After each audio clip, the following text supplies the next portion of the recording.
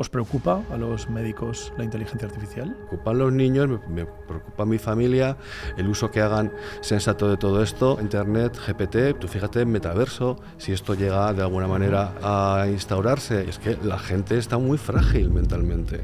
¿En un futuro crees que vamos a necesitar médicos o lo vamos a delegar en la inteligencia artificial? Se está haciendo los pacientes con Parkinson y otras enfermedades neurológicas y psiquiátricas que llevan estimulación cerebral profunda, pues autorregulan con IA. Una persona con lesión medular completa, una neurorehabilitación muy potente y costosa, el paciente al final poder caminar, por ejemplo. Hostia.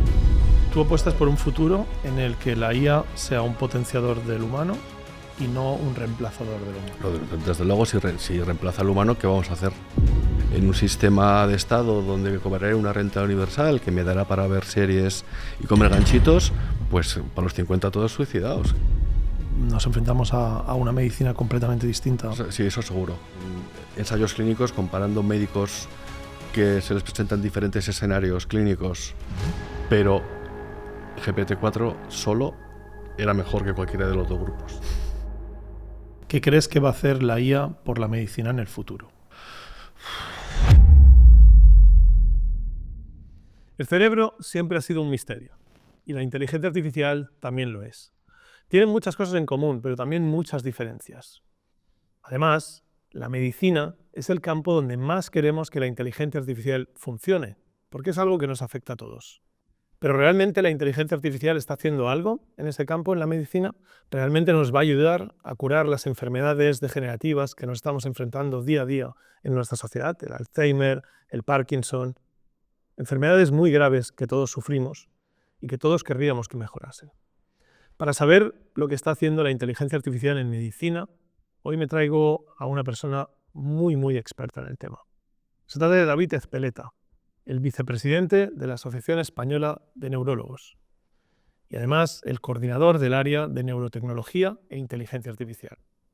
Nos va a ayudar a entender si la inteligencia artificial realmente puede mejorarnos la vida a todos. David, ¿qué tal? ¿Cómo estás? Muy bien, muy contento de estar aquí. Pues muchas gracias por haber venido. Hoy contamos contigo para que nos hagas un poco de luz en lo que tiene que ver con la IA y medicina. Pero antes de entrar en materia, ¿cómo ves tú la inteligencia artificial más allá de tu trabajo?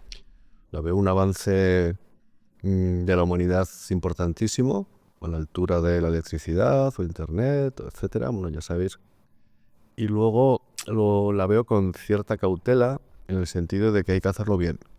Yo en mi sociedad científica, en la Sociedad Española de Neurología, soy vicepresidente y responsable de dos áreas, la de neurotecnología e inteligencia artificial, pero también la de historia y cultura.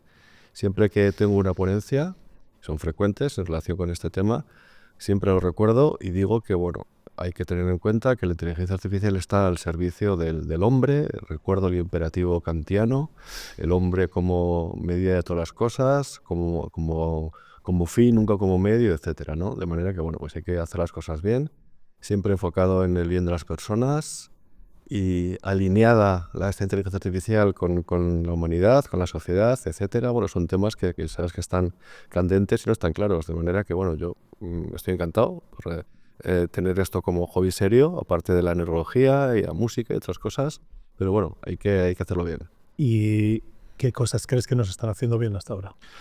Un poco la información que nos llega, ¿no? Estamos todavía en la fase del hype, quizás bajando la cuesta, y nos informamos pues a través de nosotros los médicos, pues a través de las revistas científicas, los cursos que hacemos los neurólogos y otras especialidades, podcasts de calidad como el tuyo, etcétera. Pero esta información desde servicios públicos pues no nos llega, que decir, nos estamos autoformando, ¿no? De alguna manera. Y entonces nos formamos con lo que nos llega, ¿no? Y pues, nos llegan voces pues muy discordantes, nos han metido mucho miedo con las famosas cartas que firmaron todos los CEOs justamente después del lanzamiento de GPT-4, la primera de parar todos los desarrollos, luego de mitigar el riesgo del fin de la humanidad, etcétera, etcétera, etcétera. Claro,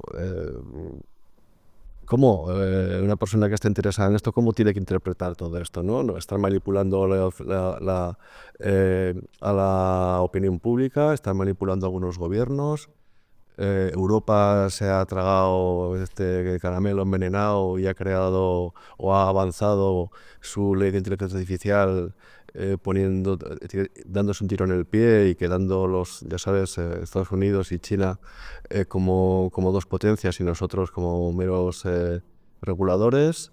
En fin, la información que llega pues es muy desproporcionada, ¿no? De todas las facetas que tiene la IA, pues llegan cosas de índole geopolítica, otros dicen, Geoffrey Hinton, que esto, si no se hace bien, hay un 50% de probabilidades de que nos vayamos al carajo, etcétera.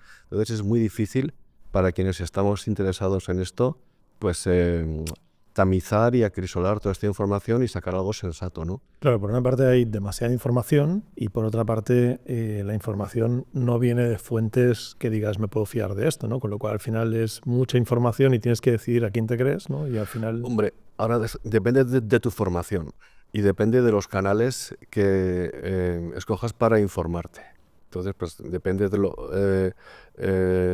lo crédulo que tú seas o lo sensato, un poco pues que sepas separar el grano de la paja, pues depende la información que a ti te llegue, cómo la digieras, luego cómo la comuniques a tus iguales, ¿no? En mi caso serían los neurólogos. Es decir, en esta vicepresidencia, esta área de IA, pues se ha hecho un poco para, viendo pues todo lo que viene y viendo toda la neurotecnología, sensores, empresas que hay en relación y en torno al cerebro, pues un poco para digerir toda esta información y explicarla pues, en los cursos, en los congresos que hacemos a los 4.200 socios que somos.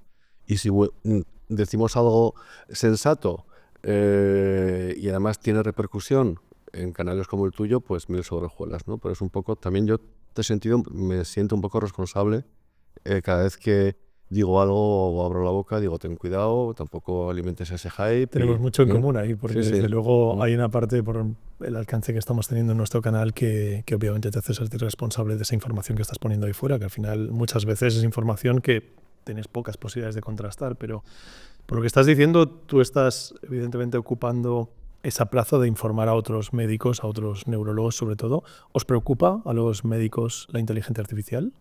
Estamos empezando a crear interés. O sea, nosotros en la Asociación Española de Neurología tenemos un comité desde 2017 que se llama Tecnosen, que es el Comité de Nuevas Tecnologías e Innovación de la SEN, pues que bueno, pues desde entonces estamos haciendo seminarios, cursos, participando en congresos, pues haciendo reuniones, informando sobre qué es la inteligencia artificial. Lo primero que tiene que saber un neurólogo, qué es, para qué sirve, y luego cómo interpretar todo ese 8.000, 9.000 artículos que puede haber al año en relación con IA y neurología, cómo saber tamizar eso, y luego cómo ser crítico a la hora pues, de adoptar o no esta tecnología, etcétera. Pero este camino es muy lento en la profesión médica, normalmente un poco reacia al cambio, más amante de su arte que de una tecnología que con riesgo de que nos pueda suplantar, etcétera, temas que podemos hablar después. Entonces sí estamos poco a poco, año a año, permeando en la neurología, pero desde un punto de vista práctico. De todos nosotros, el que habla de estos temas un poco de calado, me refiero de calado, pues eso, de política o de empresas, o quién es Anne Altman, o quién es Jan LeCun, etcétera, suelo ser yo, que suelo hacer las introducciones de los cursos, hablo de historia de la IA, hablo de Cajal, hablo de von Neumann, un poco para crear un poquito de ambiente, porque también formo parte del grupo de Historia de Humanidades, Humanidades e Historia de la Neurología, de la SEN, de mi sociedad, y un poco, bueno, a través de eso pues ya vas creando contexto y ya luego, entre yo y otros compañeros, pues ya nos metemos en temas más duros, ¿no? Este fin de semana hemos tenido el curso de análisis de datos e inteligencia artificial que hacemos todos los años, desde 2019, este es el sexto que hacemos. Básicamente les explicamos qué son los datos, el humano y el cerebro como fuente de datos, y luego damos rudimentos de captura de datos en bases de datos como R, y luego, como RedCap, y luego manejo de esos datos con R y empezar a tontear con Python. Eso un día y medio a neurólogos que prácticamente no saben nada, ¿no? Wow. Entonces les estamos metiendo todos los años a 20 personas un poco en este camino. Estamos viendo que ya hay alguno que ha creado alguna empresa o ha creado alguna app, o ya empieza a publicar cosas con Machine Learning en vez de con regresión. O sea, ya vemos ese movimiento, pero no es de un día para otro, ¿eh? El neurólogo está, pasa lo suyo, a su trabajo diario, el martillo de reflejos, el oftalmoscopio, viendo pacientes, Claro. atendiendo a la gente, a las familias, que eso es lo que nos mueve y de lo que comemos. Pero esto también es necesario, dada la importancia que tiene la IA, y desde luego desde la neurología, creemos que somos unos especialistas en este sentido privilegiados, ¿no? Porque, Claro, al fin y al cabo... esto va de cerebro. Exacto, yo nunca he hablado con un neurólogo antes y me parece muy interesante ver vuestro punto de vista, ¿no? Entonces, la inteligencia, algo tan humano, ¿no? Quizá. ¿Qué es la inteligencia desde el punto de vista de un neurólogo? Bueno, sabes que hay muchas definiciones y ninguna, ¿no? Pero es la capacidad de resolver problemas, la más sencilla, o la capacidad de hacerse nuevas preguntas, ¿no? Quizás esa sería lo que nos define como inteligentes y como humanos, ¿no? Se suele empezar con esta pregunta un poco siempre criticando el nombre de inteligencia artificial, ¿no? Exacto. Pues inteligencia no se sabe lo que es, y artificial, como es artificial, la crearon los humanos. Pues ese discurso yo ya, digamos, lo tenemos superado, ¿no? ¿Tú crees que la inteligencia artificial es inteligente? Ahora parece, Parece. y luego lo será, Ok. pero ahora lo parece muy bien, ¿eh? Todo este lío introductorio con el que casi siempre se empiezan estos diálogos, pues la culpa hay que echársela a McCarthy, y a Claude Shannon y a toda esta gente que se reunieron en Dartmouth Nombre, ¿no? en el 56, que le pusieron ese nombre, pero podían haber puesto pues sistemas computacionales matemático-estadísticos de inferencia predictiva, y que se ve que era muy largo. Y bueno, No tiene marketing eso. no tiene marketing, y ya pues quedó muy bien, ¿no? Yo siempre digo a la gente que si lo de inteligencia les chirría, que le llamemos solucionar problemas. Y Pero que lo que ahí importa es el output, evidentemente. corre mucho más fácilmente y es mucho más Lo que digerible. importa es el output, así de claro. Y lo que importa es la salida, el Y resultado. para vosotros, que os dedicáis a estudiar el cerebro humano, ¿tenéis muy claro cómo funciona? ¿O a día de hoy el cerebro humano sigue siendo una incógnita? ¿El cerebro o la IA? El cerebro humano. El cerebro humano. Vamos por partes. Vamos a empezar por los humanos, luego pasaremos a la IA. Ya te voy a contar una buena. Cuando yo hacía la residencia, hace pues unos 30 años, se hablaba de la década del cerebro. Yo ya he vivido 3 décadas del cerebro.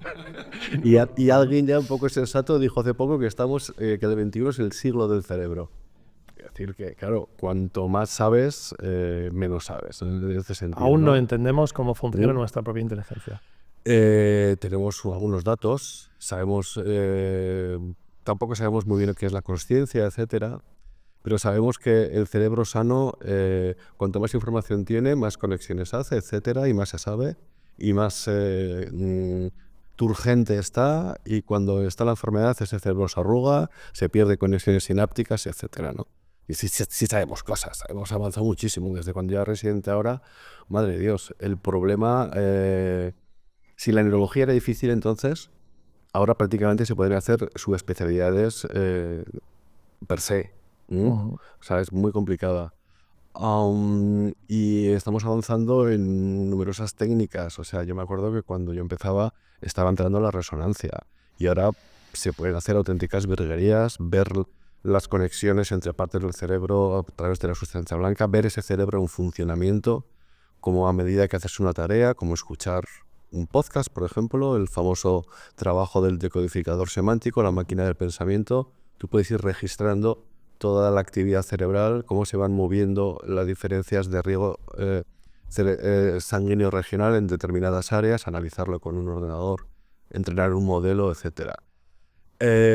¿Qué parte nos queda por aprender del cerebro entonces? ¿Cuánto crees que sabemos versus cuánto es que no Nos queda sabemos? muchísima. Por ejemplo, se habla mucho de leer y escribir en el cerebro, pero nadie o pocas personas dicen que eso es medio simétrico. Es decir, podemos leer, sabrás tú perfectamente todas esas trabajos que se han publicado en 2023, sobre todo la resonancia que lee los pensamientos, etcétera, o sistemas que son capaces de ya también, analizando la actividad cerebral eléctrica con electroencefalografía, ser capaces de inferir lo que un sujeto está viendo de forma estática o de forma dinámica, en vídeo, etcétera. Pero claro, eso lo pueden hacer porque tiene una piedra Rosetta, es decir, porque el sistema entrenado sabe cuál es el original. Claro. Pero lo que no sabemos es el lenguaje íntimo del cerebro. O sea, tú puedes inferir la misma información determinada según cómo entrenas tu modelo, si recoges esa información con una resonancia magnética funcional o si la recoges con una espectrografía o espectrometría de infrarrojo cercano, o si lo recoges con un electroencefalograma de superficie subdural o intracortical, ¿sabes? Son las dos formas distintas de transducción, Vale. pero sabes el modelo. Pero ¿cómo poder escribir, cómo leer directamente sin tener un modelo? ¿Cómo interpretar toda esa marabunta de señales bioeléctricas, de haces, de información que se hace en las neuronas? Ese lenguaje no lo conocemos. No podemos escribir directamente en el cerebro. Podemos manipular, siempre se ha lavado el cerebro. Podemos manipular masas o persuadir a las personas a través de un anuncio publicitario, etcétera. Pero eso no es eso es una neurotecnología un poco que excede, ¿no?, a lo que estamos hablando ahora. Si estamos hablando de escribir directamente, pero la máquina de escribir directamente en las neuronas no la tenemos porque no conocemos el lenguaje del cerebro, no conocemos cómo guarda la información John Hernández, exactamente cuál es la matriz de conexiones que se produce pues cuando en mi cerebro quede tu número guardado, ¿no? Después de Claro, pero esto es algo súper interesante, porque el hecho de que nosotros a día de hoy tengamos una sociedad tan funcional, a pesar de no entendernos íntegramente, o sea, entendemos perfectamente cómo funciona el motor de un coche o entendemos perfectamente cómo funciona una central nuclear, pero no entendemos del todo cómo funciona un cerebro humano, y en cambio tenemos una sociedad que depende absolutamente de los cerebros humanos y hemos conseguido construir una sociedad que es funcional y perfectamente efectiva, ¿no? Entonces, este es uno de los puntos de apoyo de muchos de los que desarrollan inteligencia artificial, porque el hecho de que los mismos científicos no entiendan en parte cómo funciona la inteligencia artificial por dentro, pues podría ser alarmante. Pero claro, si lo pones en contrapartida con el hecho de que tampoco entendemos el cerebro humano al 100%, y no nos ha ido tan mal, como decía el CEO de Google, Sundar Pichai, pues al final tienen un punto válido. Hombre, esto es un toma y daca. Es decir, si nos plantamos en Cajal, por ejemplo, en 1888, cuando describe lo que luego se llamará neurona, la unidad funcional del cerebro, del sistema nervioso, si vemos desde ahí hasta ahora, la evolución del conocimiento sobre el cerebro y la inteligencia artificial, de alguna manera ha ido pareja. Y los dos son cajas negras en el sentido de que, bueno, se saben algunas cosas, pero no todas, ¿no? Y ahora sabemos que la inteligencia artificial, o la mayoría de la inteligencia artificial, tiene una inspiración biológica pura y dura en la neurona como el perceptrón, etcétera, la neurona cajaliana, las redes neuronales, y a medida que esa IA necesita analizar datos más complejos y hacer cosas más complejas, aún se parece más al sistema nervioso. Es decir, de la IA en general, Machine Learning, de redes, Deep Learning, y luego el cognitrón famoso, las redes convolucionales, etcétera. Eso ya remedia incluso la citoarquitectura de las columnas corticales, de la corteza visual, etcétera. O sea, nos inspiramos mucho en el cerebro. Nos inspiramos mucho en él, pero realmente es muy análogo, porque es uno de los grandes debates, ¿no? Pues de momento está siendo bastante análogo. Sí, ¿no? Y lo curioso... Parece que sí, ¿no? Sí, A priori. sí. Sin tener tanto conocimiento interno, pero no tendría por qué. Supongo que hay otras formas de hacer lo que hacen las IAs, que es conectar datos, buscar patrones y hacer predicciones. Supongo que habrá otras, pero se ha decidido, o parece que todo apunta a que lo más eficiente, dentro de su ineficiencia, es parecerse al cerebro humano, y viceversa. Pues también en ese desconocimiento del funcionamiento del cerebro humano, pues estamos mirando ahora con curiosidad lo que sabemos del funcionamiento de las IAs generativas, de los transformers, etcétera, etcétera, etcétera, y sospechamos que el cerebro humano también funciona por predicción. O sea, yo llevo años diciendo que el cerebro es una máquina de predecir, que cuando cojo unas escaleras mecánicas, mi cerebro ya está lanzando el pie, aunque no se hayan puesto en marcha. Estamos continuamente haciendo predicciones, ¿no?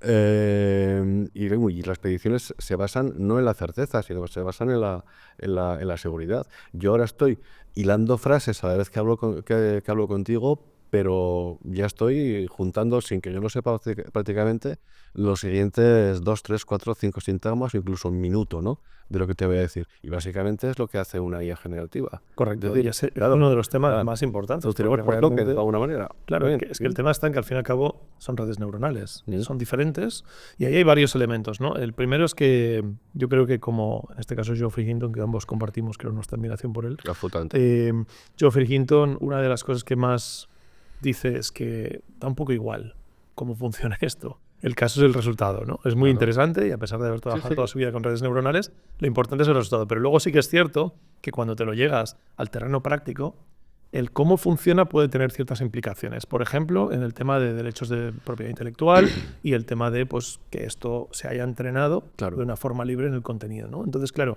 si realmente probamos que los humanos hacemos lo mismo y que yo a la hora de hacer una fotografía, que es mi profesión tradicional, no estaba vulnerando ningún copyright por haber ido a un museo, Claro.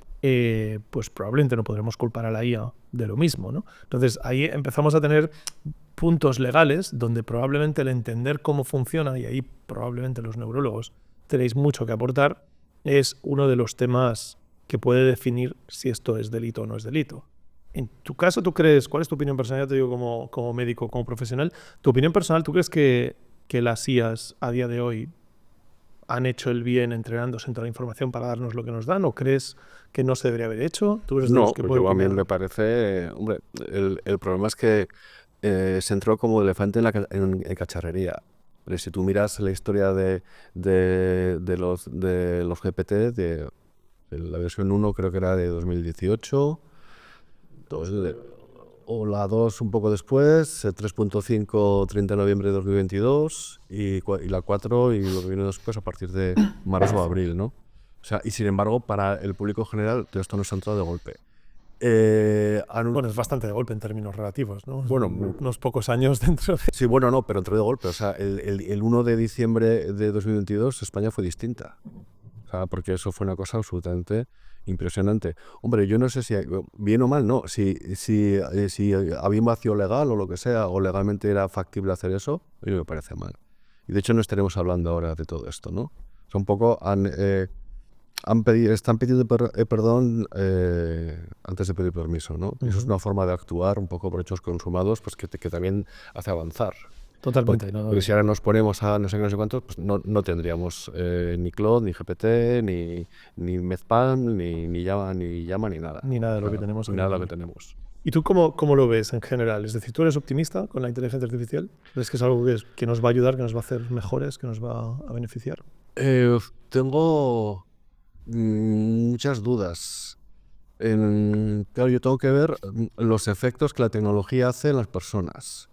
Pues ahora me entrevistan mucho sobre pantallas y sobre niños y adolescentes, porque bueno, escribí alguna cosa en la editorial o algún periódico me entrevistó y se ve que dije alguna cosa así un poco rompedora o controvertida. ¿Cuál era?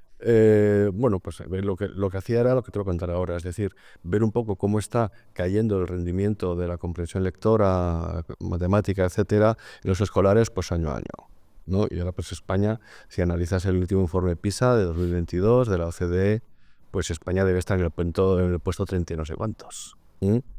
Claro, entonces, ¿por qué está pasando esto, etcétera, no?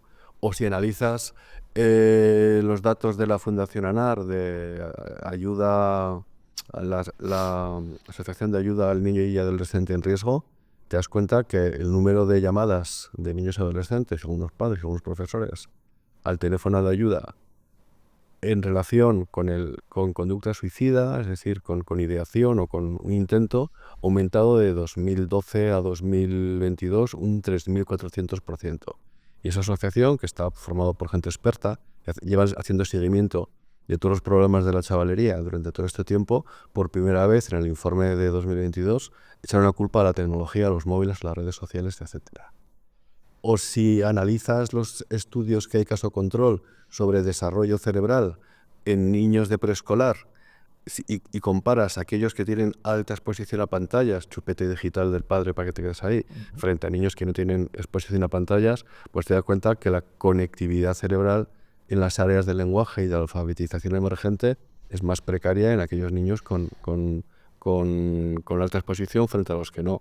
O si analizas la percepción de estar en sintonía con tu cuerpo y cómo eres, de adolescentes que hacen alto uso de redes sociales o alta frecuencia de checking de si tienen likes o no, frente a las que no, pues te das cuenta pues, que las que sí hacen alto uso tienes más índice de ansiedad, depresión y alteración de la imagen corporal, etc. Es decir, Esto no es una gran novedad, ¿no? Esto es lo que sí, todos tenemos entendido, ¿no? Que las pantallas son malas. No, claro, sí, lo sé, pero lo que te quiero decir, esa es una de las consecuencias. Vale. Entonces, si tú analizas otras consecuencias de la tecnología, pues tal vez todo converja en lo mismo. Es decir, si sale Internet y empezamos a delegar la información en Google y los buscadores ya no nos acordamos, ser humano promedio, no tenemos más dificultad de recordar teléfonos. Tenemos la atención, el span mucho más corto. Cada vez las series son más cortas, incluso ya hay microseries de 7 minutos para adolescentes. La comprensión lectora cae de alguna manera a todos los niveles. Tenemos más dificultad para coger frases con segundas, metáforas, etcétera, y sobre todo en los jóvenes. Es decir, esa es la delegación de la información en Internet y los buscadores. Se castiga a la enseñanza no basada en la memorización, sino que usa la memorización como una de sus patas importantes, como la que he tenido yo y supongo que tú. Sí, sí. Luego sale el GPT, los GPTs, ChatGPT, etcétera, y se empieza a delegar el pensamiento. Claro. Claro, una persona inteligente lo que va a hacer es potenciarse y hacer un buen uso de ese GPT, hablar con él, tenerlo de asesor, que le quite las tareas repetitivas, pero él ser el dueño de su cognición, de su inteligencia, de su creación, etcétera. Pero una persona, sobre todo jóvenes, pues que busquen la vía fácil, pues posiblemente los trabajos del colegio, etcétera, etcétera, pues los van a delegar ahí y van a pensar menos. O un periodista que tiene que hacer una columna todos los días y se enfrenta al reto de ser original, superarse y luego al de la página en blanco, pues le va a pedir una entradilla y entonces se está perdiendo eso, es decir, la delegación en tecnología de la información, por un lado, en los buscadores, etcétera, la delegación del pensamiento en los GPT, y otra delegación que a mí me da mucho miedo es la delegación de la identidad. Entonces, básicamente, lo que me estás diciendo es que la IA nos va a hacer imbéciles. Si lo hacemos mal, sí, desde luego. A muchas personas, a las personas más sensatas que sepan utilizar esta herramienta como lo que es, las va a hacer mucho más poderosas personalmente, seguramente, y por supuesto profesionalmente. Pero realmente necesitamos eso. Claro, pero hay muchísima población. Es decir, no podemos... Claro, cuando hablamos tú y yo, cuando hablamos pues con gente de empresas y tal, entendemos que hacen un uso virtuoso, ¿no? Y que potencian, pues gracias a esa IA, pues disminuir trabajos repetitivos y que la gente esté pues con la cabeza en cosas más creativas, o en nuevos proyectos, o en recibir más carga, etcétera. Pero tenemos que tener en cuenta que en España viven luego 50 millones de personas y que no todos tienen este sentido común o estos criterios tan claros. Entonces, son más fácilmente manejables, ¿no? Claro, pero es que no lo veo como sentido común. Yo lo que veo es... O sea, estamos hablando del debate de que aprender a utilizar el GPS y tener el GPS todo el día hace que me vuelva imbécil y no sepa utilizar un mapa, ¿sí? O sea, eso yo no sé ir a la panadería sin GPS. Claro, es un planteamiento, ya me entiendes, desde un punto de base. Claro. Y lo que dices es que, evidentemente, utilizar la IA, mal utilizada, por decirlo en tus términos, lo que nos lleva es a que la IA piense por nosotros y con lo cual partamos de no hacer ningún esfuerzo por escribir esa columna por hacer un trabajo de la universidad. Es un claro riesgo, evidentemente. Entonces, lo que se asuma profesionalmente o personalmente, eso ya va a depender de cada uno, etcétera. Pero claro, eso no es un poco humanocentrista porque estamos planteando que en todo momento, si yo hago la tarea, voy a hacerla mejor que el que la hace con IA, pero en el momento en que la IA la pueda hacer mejor que cualquiera de nosotros, que no digo que estemos ahí aún, pero en algunas áreas sí, no llega a un punto en el que no tiene sentido que yo lo haga por mucho esfuerzo que me suponga y recompensa de crecimiento personal que me suponga cuando la IA lo hace mejor. Imagínate el trabajo que voy a presentar para la universidad, ¿no? Entonces, puede tener sentido que si yo hago el trabajo apoyándome de la IA, puedo hacer un mejor trabajo. Hasta aquí está todo claro. Genial. Pero en el momento en que la IA, sin que yo haga nada, puede hacer un trabajo mejor que el mío, ¿tiene sentido que yo haga ese trabajo? Bueno, yo creo que es una cosa distinta. Es decir, en ese momento, pues tú tendrás tu profesión y tus no sé cuántas horas al día para producir, para trabajar, pues verás qué tendrás que hacer con ellas. Utilizar, pues seguramente podrás asumir nuevas tareas, podrás dirigir a más personas, podrás ampliar tus horizontes de saber y si eres fotógrafo, divulgador, etcétera, pues cogerte otra cosa y hacerte una especie de polímata. Es decir, tecnopotenciado, pero claro, las personas inteligentes pues obrarán de esa manera, ¿sabes? Pero a mí lo que me preocupa son los demás. no me refiero a que no son inteligentes, quiero decir, son pues, mis congéneres. Me preocupan los niños, me preocupa mi familia, el uso que hagan sensato de todo esto, me preocupan las personas. Te comentaba Internet, GPT, tú fíjate, metaverso, si esto llega de alguna manera a instaurarse y todos ya estamos metidos en el metaverso de las redes sociales, que no deja de ser una jaula de y tal, pero claro, en un metaverso donde cada uno pueda adquirir pues una identidad especial, un avatar, etcétera, nuestra identidad, que por cierto es uno de los no derechos, se va a ver menoscabada. Y es que la gente está muy frágil mentalmente. O sea, tú apuestas por un futuro en el que la IA sea un potenciador del humano y no un reemplazador del humano. Desde luego, si reemplaza al humano, ¿qué vamos a hacer? Bueno, ahí está un poco la pregunta. Jugar, ¿no? al Pong. Claro, ahí está el tema, ¿no? Uno de los grandes temas que creo que son algo que tendríamos que empezar a hablar y que se habla poco, y me encanta que salgan en estas conversaciones, es qué vamos a hacer en el momento que la AGI, esa inteligencia artificial general, haga todo el trabajo productivo de la humanidad. Es decir, hay por una parte, obviamente, un miedo reticente a decir, pues oye, si pierdo el trabajo, pierdo el propósito, ¿qué hago yo en el mundo, no? Pero por otro lado, yo cuando he visto una peli de ciencia ficción como Star Trek, no sé si eres fan de Star Trek, pues a mí no se me hace malo esas misiones más profundas de explorar el universo, conocer nuevas especies, crear vínculos, ¿no? Que no son profesiones, no son trabajos como tal, pues, porque la parte productiva la está haciendo la IA. Hombre, pues mire, yo cuando hablo de IA en neurología siempre pongo llegan tantas publicaciones, tantos sensores, tantas cosas. Yo siempre digo que una cosa es lo factible, otra cosa es lo necesario, otra cosa es lo útil o lo prioritario. O sea, que tenemos que un poco diferenciar, ¿no? Entonces, tampoco puedes... y luego la allí que dices puede llegar en cualquier momento. Eso todos, ya no es 2050, 2040.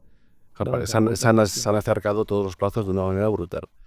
Entonces, increíble cómo ha ido esto. O sea, cómo ha cambiado en los últimos 3 años. Y te lo cuentan a ti hace 5 años, ¿qué dices? Hace 5 años no tenía ni puta idea de la IA, pero es que hace 2 años literalmente, cuando yo empecé en esto en febrero de 2023, Eliezer Yudkowsky era de los primeros que le ponía palabras a esto. Sí. Y Yudkowsky hablaba de que probablemente era un tema de que en las próximas décadas. Y Sam Altman hablaba de las próximas décadas. O próxima década fue yo la primera frase que recuerdo de Sam Altman. Era en la próxima década, es decir, 30-40. Sí, después pasa a decir en esta década y ahora ya hablamos de 2025. Sí, tal cual.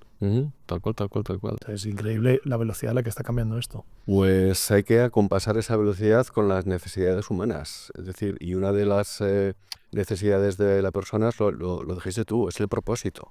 Es decir, ¿qué cojones pinto yo en este mundo? ¿Cuál es mi propósito? Que es claro, si solamente me voy a dedicar a que la tarea me la hagan inteligencias artificiales en un sistema de Estado donde cobraré una renta universal que me dará para ver series y comer ganchitos, pues para los 50 todos suicidados. Bueno, al final, fíjate tú que yo no comparto lo de a los 50, pero la realidad es que si tú miras la sociedad de los monjes budistas, no está muy lejos de eso que acabas de describir. Es decir, tengo mis mínimos garantizados en el templo y yo dedico mi vida a la contemplativa y fíjate que ellos llegan a, entre comillas, iluminarse, ¿vale? No soy nada religioso, pero desde luego es gente muy sabia que desde luego llega a conclusiones muy interesantes que la mayoría de los que vivimos en una gran ciudad no llegamos. Claro, pero pasan el día pues haciendo su ejercicio, que no deja de ser una forma de meditación. Correcto, pero no es trabajo productivo. Pero también estudian, también traducen, también se informan de lo que pasa en el resto del mundo. Claro, sí, ahí es donde podríamos acabar. El problema es que nos metan por en medio las redes sociales el sálvame, ¿no? Que entonces es cuando tiras el día por la ventana igual. Pero yo no veo tan negativo el hecho de que llegásemos a un mundo en el que no hubiese que trabajar. Creo que es un problema dramático el cómo organizamos el pacto social para que eso sea viable y funcione para todos, que es donde creo que está el mayor problema. Pero pensando en utopías, yo no me planteo una utopía donde tenga que ir a currar todos los días. O sea, podré hacer cosas por placer, por amor al arte, ¿no? Pero me toca el piano, la guitarra. Pero tienes que hacer algo y no por ti. O sea, cuando tú haces algo o algo que de lo que te sientes orgulloso o algo bello, tienes que compartirlo. Porque si no lo compartes, es como si estuvieras solo en el universo. A ti no te vale para nada. En algún momento lo tienes que contar. Porque eres uno de los grandes problemas. Porque eres un animal social como yo. que necesitamos compartirlo con los demás. Entonces, lo que vas a compartir necesitas que sea útil, no solamente podemos estar todo el día mirando la musaraña. Mira qué musaraña más bonita acabo de hacer, ¿no? O sea, la sensación de utilidad es fundamental. Y una de las cosas que más placer biológico da a los seres humanos es ayudar a los demás. Ayudar a los demás. Cuando ayudas a alguien, o sea, ese día Te sientes bien. te sientes mucho mejor. Pero te estoy hablando de ceder el asiento en el autobús, hacer una donación a una ONG o a una sociedad de pacientes. O sea, esos días te sientes mucho mejor. Bueno, de hecho, es una de las grandes razones por las que los médicos sois médicos, ¿no? Porque el ego boost que os da el salvar la vida a alguien es... Porque si no fuera por eso, estaríamos todos haciendo otra cosa. Porque puedes imaginar lo duro que es hacer medicina en España. España, precisamente, ¿no? No, yo creo que tienes toda la razón del mundo y de hecho yo creo que ahí están uno de los grandes peligros porque precisamente en la parte sobre todo más creativa, cuando hablas de hacer algo y querer compartirlo, esa parte social, pintar un cuadro y que la gente diga, wow, qué cuadro más guapo, me transmite, me pone la piel de gallina, en el momento en que nosotros seamos incapaces de hacerlo mejor que la inteligencia artificial, va a ser mucho más difícil que la gente quiera hacerlo. Yo me pongo un ejemplo, ¿no? En cosas como, por ejemplo, los Juegos Olímpicos, ¿no? Nosotros es muy probable que dentro de poco tengamos robots que sean mucho más capaces que nosotros en la mayoría de deportes. Les haremos unos juegos para ellos y ya está. Correcto. Pero tengo mis dudas de que haya muchos deportistas que sigan queriendo competir. Y fíjate lo que ha pasado con las personas trans que se meten en la parte de femenina, etcétera. Es como que quita la motivación el no tener posibilidades de destacar ahí, ¿no? Entonces, tengo dudas de que, por ejemplo, en el arte, cuando la gente no sea capaz de hacer mejor arte, pero de una forma absolutamente objetiva, que no sea capaz de hacer mejor arte que el que hace la IA, creo que habrá muchos menos artistas en el mundo. Bueno, el arte es una cosa muy, muy subjetiva. Y desde luego el arte de la IA ahora es un arte con esa perfección, con esos contrastes. Cada empresa tiene su estilo propio y tal. ¿De qué nos enamoramos al final los humanos cuando vemos arte, cuando escuchamos una canción o lo que sea? Yo de la imperfección. Tenía una novia que tenía una oreja así y a mí me gustaba eso de ella. Yo tengo un disco, el Amadown de Michael Field, que tiene el LP, que tiene una rayadura en la canción final, y si no la escucho, ya no es mi disco. Claro, mientras los seres humanos seamos seres humanos, cometamos errores, nos perdonemos y entendamos que ahí está la belleza de las cosas, pues todo irá bien. Pero si buscamos una ultra perfección, si nos queremos comparar con la inteligencia artificial, si nos queremos comparar con un robot que corre más que nosotros, cojones, también mi coche corre más que yo, ¿sabes? Nos tenemos que comparar entre nosotros y entender que el deporte es una fuente de inspiración para la superación personal, para tener referentes de salud, de conducta, etcétera. Y eso lo tenemos que preservar, porque si todo eso ya, todo lo que son los valores, empezamos a difuminarlo, pues vamos a ser muy mal como sociedad y como humanidad. Yo creo que no es tan complicado. Hay que un poco canalizar todo esto y entender cuáles son los verdaderos valores de las cosas, ayudarnos entre nosotros, etcétera. Y vamos, lo veo bastante claro en el sentido de que hay que ser así. Y yo creo que es lo suficientemente importante como para que lo tengamos en cuenta y bueno, orientemos de alguna manera pues los políticos, a los sistemas educativos, etcétera, sobre cómo se tienen que hacer las cosas. Yo tengo un proyecto de crear una nueva asignatura que tenga que ver un poco con todo esto, en relación con la salud. Por ejemplo, si tú previenes 14 factores de riesgo, tú puedes prevenir el 95% de los ictus, las enfermedades cardíacas, el 50% de las demencias y un tercio de los cánceres mortales. Tú imagínate eso, meterlo en la escuela como una asignatura obligatoria pues para los de primero de eso, por ejemplo, 4 mesecitos. Pues otro gallo cantaría, que se dice. Es la educación cura, ¿no? Claro, porque es la única manera de que evitemos estos factores de riesgo, o se prohíbe la venta, tabaco, alcohol, etcétera, o se educa desde el comienzo. Porque una persona con 20-30 años que ya está enganchada es muy difícil que lo vayas a quitar. Bueno, pues lo mismo con la salud digital y con la sensatez de cómo utilizar la tecnología como producto de la inteligencia humana pues para nuestro servicio y tal. Y esas cosas se pueden meter también en esas escuelas. Y volviendo a las pantallas, que a mí me interesa muchísimo, tengo 2 niños de 10 y 7. Yo estoy casado con una alemana, con lo cual los niños no han tocado un iPad en su puñetera vida. Muy bien. No tenemos tele prácticamente el fin de semana. Por la mañana el niño se levanta y puede ver un poco de dibujos, pero no tiene una exposición muy mínima a pantallas. Tienen 8 y 10 años de momento, así que tampoco aún es pronto. Y cuando se hagan adolescentes tendremos mayores problemas con estos temas. Pero, ¿cuál es tu consejo con los niños y las pantallas? O sea, ¿hasta qué edad no pueden tocarlas? Espero que estés disfrutando de esta charla. Este podcast está patrocinado por Hostinger. Hostinger básicamente lo que ofrece son servicios de alojamiento para páginas web y es un servicio espectacular. Si te vienes a la dirección que te he puesto en la descripción, podrás ver cómo te puedes crear una página web desde 2,59 € al mes y además te van a regalar 3 meses si quieres elegir este plan. Además tienes otra opción que es tener el plan de IA, que es un plan que te recomiendo absolutamente, en que tendrás un montón de herramientas para generar tu página web asistido por inteligencia artificial. No solo eso, Hostinger tiene muchos otros beneficios, como que te incluye el dominio, que normalmente se paga aparte, tienes email gratis, 150 plantillas y un montón de soporte. Tienes 24/7 cuando lo necesites. La verdad es que Hostinger es un hosting que está muy bien y que la gente está muy contenta con ello. Pero es que además, si aplicas nuestro cupón, JOHNIA, podrás tener un descuento adicional. Para ello solo tienes que añadir al carrito y a partir de ahí elegir las mensualidades, es decir, cuántos meses quieres pagar de golpe. Evidentemente, cuantos más meses pagues, más te baja el precio, pero a partir de 12 meses ya tienes un precio muy interesante.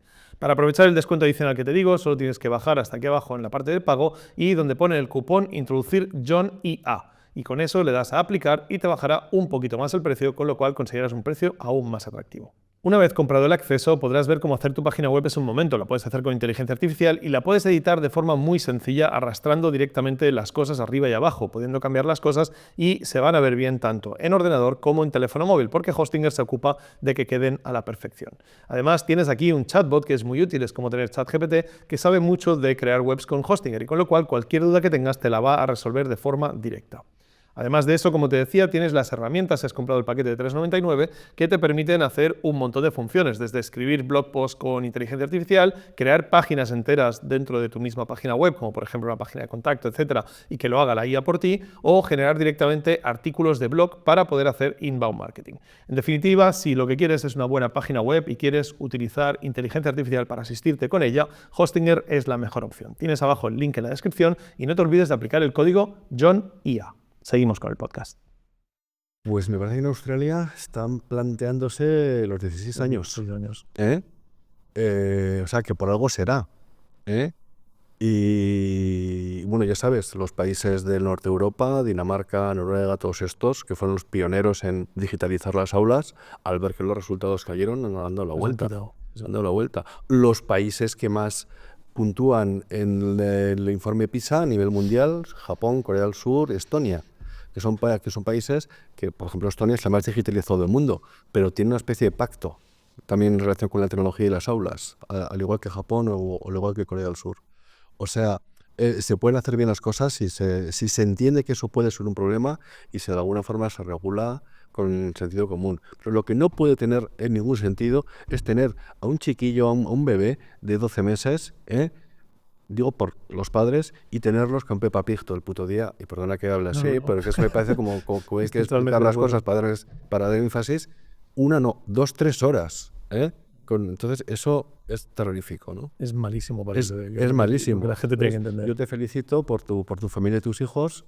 Y te aseguro yo que van a ser mucho más listos. Yo creo que la felicitación hay que hacerla extensiva a mi mujer, porque yo vengo de una cultura en la que la televisión estaba de fondo en casa. Tu familia he dicho. A eso me refiero, que tu mujer, sí. méritos de mi mujer, porque si hubiese sido por mí probablemente no le hubiese dado importancia, pero porque probablemente no era consciente de la importancia que tenía, y con lo cual eso es algo que a día de hoy lo somos. Aquí en Barcelona, de hecho, se está empezando a implantar el que entre los padres se llegue al acuerdo de que en clase no hay móviles hasta ciertas edades. De momento está luchando porque no sea antes de los 14 y tal, pero bueno, se va evolucionando bastante bien.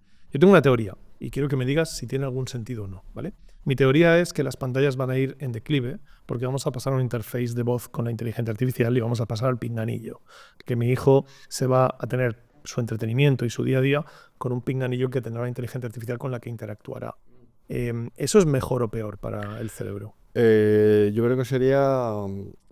no te lo puedo decir. El primer punto, vamos a ver.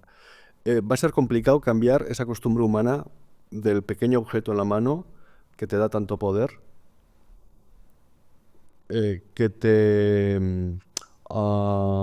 identifica, incluso socialmente, por tu modelo, y que puedes hacer tantas cosas con un simple movimiento de un dedo. Por eso todo el Rabbit y todas estas tonterías que están sacando no van a funcionar. Y yo tengo mis dudas de que las Ray-Ban de Meta funcionen, al menos con esas gafas tipo Yalecan que han puesto, que sacaron hace poco. Va a ser necesario tener conectado un pinganillo, bien un auricular o una interfaz, alguna cosa para saberlo todo en todo momento y en todas partes. Es decir, necesitamos tanta información para ir por el mundo, para ir por el campo. La cuarta vez que pases por el mismo camino, ya sabes que eso es tomillo y espliego, demonios. No hace falta que te lo recuerde o que estás todo el día preguntando. Y yo creo que es que las cosas son más sencillas, tío, ¿sabes? Es que no es necesario, pero yo me refiero, el problema principal de las pantallas de los móviles en los chavales jóvenes, sobre todo, pero en los mayores también nos pasa, es el hecho de tener una pantalla a 30 centímetros de nuestra cara, o es el hecho de estar sobreestimulados con información. Es el hecho, sí, porque bueno, evidentemente te refieres evidentemente a que esa opción que dices tú tenga menos riesgos a nivel cerebral, de salud, no tiene pantalla, básicamente. Porque no tiene pantalla. Bueno, habría que analizarlo también con mucha tranquilidad. Pero el hecho de tener pantalla crea conductas adictivas. Hay varios factores. Uno es en jóvenes, las redes sociales y la necesidad de aceptación por el grupo. Y eso no cambia, haya pantalla o no haya pantalla, porque claro, diga a mí la IA en el oído, te han dado 3 likes, o lo sí, vea yo, bueno, tengo el mismo tipo de dopamina. pero quiero decir, es que las número de veces que vemos el correo electrónico, vemos si tenemos un like en nuestras redes sociales, son del orden de cientos de veces al día. Personas presuntamente sanas como yo. Los estudios que hay en relación con el tiempo que pasan los adolescentes, los niños y adolescentes, de como adolescente, gente hasta de 30 años, Ha cambiado un poco la gente tiene más que ir por la calle, estamos hablando de 3,5, 4,5 horas de media diarias de móvil y pantallas, de tiempo normalmente perdido. Luego, eso te quita tiempo, evidentemente, de otras cosas que fortifican tu cultura, tu memoria y tu atención, que es lo más importante, como es la lectura inmersiva, cosa que cada vez menos gente hace. ¿Por qué? Porque estás con el móvil continuamente haciendo un wandering, saltando de aquí para allá, sin sin leer prácticamente ninguna noticia al completo, informando de titulares y de tweets y etcétera, y con eso haciéndote un modelo de mundo cultural y de actualidad, ¿no? Complicadillo, aparte de que la atención la tienes totalmente dividida, tienes auténticos venenos en los móviles, como es el scroll infinito. La persona que lo descubrió, no me acuerdo cómo se llama, un ingeniero, supongo, de alguna tecnológica, pidió perdón hace poco porque no sabía que iba a hacer tanto daño. La atención está totalmente dividida, sin atención, que es el cincel de la memoria. No hay aprendizaje, no hay... Entonces, tenemos un problema con los móviles. Es un enemigo, muy difícil hacer un uso sensato. O sea, yo que lo critico, yo también tengo mis problemas, yo no tengo la atención que tenía antes. Y yo también me puedo quedar de repente, hostia, si llevo 3/4 de hora aquí haciendo el capullo en Instagram, viendo vídeos de monos, ¿sabes? Cuando podía estar, me hubiera leído 50 páginas, ¿no? Entonces, pues, es como un fácil, ¿no? Y además todo llama a los mecanismos cerebrales de condicionamiento operante, que es como una tragaperras, ¿no? Es decir, tú vas al correo a ver si te ha llegado algo que no sea spam, porque nos llega un montón de porquería. O sea, necesitas clink, la dopamina que se dice. Vas a la red social para ver si alguien te ha puesto un like. Vas a la página web de tu periódico preferido para ver si hay una noticia nueva o cambio el titular de que había por la mañana. O sea, siempre estás buscando una especie de micro recompensa, ¿no? con los móviles. Estás aburrido, mandas WhatsApp a unos cuantos amigos para tener esas pseudo conversaciones para llenar un ratito durante la tarde. Entonces, hacemos un uso, pues eso, abusivo de la tecnología, y todo eso tiene consecuencias. Todo tiene consecuencias. Claro, dices, no, este es el neurólogo que salió en el programa de John, la tecnología. No, evidentemente la tecnología en un contexto social. Aquí hay muchas cosas en juego, es decir, hablando de nuestro desarrollo de los adolescentes, los adultos jóvenes, como están ahora, pues tiene que ver pues mucho pues, el nivel socioeconómico, que es el principal factor de todo esto. Luego el uso abusivo de la tecnología. Luego la educación que han recibido en clase. Luego la pérdida de valores en la sociedad, en la falta de respeto por los mayores, por los profesores, por la gente que triunfa, etcétera. Ese es un enchufado y tal, ¿no? Un poco, todo eso también tiene mucho que ver. La disminución de la exigencia en el colegio, esa educación que mucha competencia, pero al final llegan a la universidad y no saben leer un reloj analógico, o sea, las cosas que son muy flipantes. ¿Y cuál es la solución? Pues yo creo que todo es la educación, no volver a cuando yo nací, que sí había parte de memorística, sino bueno, pues retomar un poco. Pero aunque protejamos a los niños o a los adolescentes de las pantallas, los móviles, las redes sociales, cuando llegamos a ser adultos, ¿esto debería regularse pues como el alcohol, como el tabaco, como las drogas? Hombre, ahora se puede autorregular. Hay aplicaciones que te puedes poner que te puedes poner en los móviles, claro, o puedes poner en los móviles. No que se autorregule, ¿no? Al final es bueno, pero estamos hablando de gente de 30 a 40 años que pasa 4 horas al día tonteando con el móvil. Eso es adicto a una droga, pedir de autorregulación, pues esa no es la mejor. Pues es un problemón y yo no sé cómo lo van a solucionar, pero que es que todo esto cada año va a peor. Entonces yo creo que tenemos un problema. Pues estamos en una sociedad en la que se hipertrofian unos problemas que te abren telediarios y están 20 minutos todos los días con la misma noticia, y luego hay una mar de fondo que trae malos augurios a la que nadie pone la más mínima atención, que es de lo que estamos hablando. Estamos muy a gusto hablando, por cierto, porque íbamos a hablar de neurología y vamos a hablar de la vida. Vamos a hablar de medicina. Vamos a hablar de medicina. ¿El cáncer lo va a curar la IA o vosotros los médicos? El cáncer, hombre, evidentemente a estas alturas va a ser a la limón. No cabe ninguna duda. Y mucho mejor porque sí será antes. ¿Y tú crees que en la mayoría de enfermedades vamos a ver eso? Sobre todo en enfermedades neurológicas, Parkinson. Las neurológicas, yo creo que siempre he dicho además, como opinión o como intuición, pero desde que era residente, que antes te curaría el cáncer que las enfermedades neurodegenerativas. Creo que son más complejas.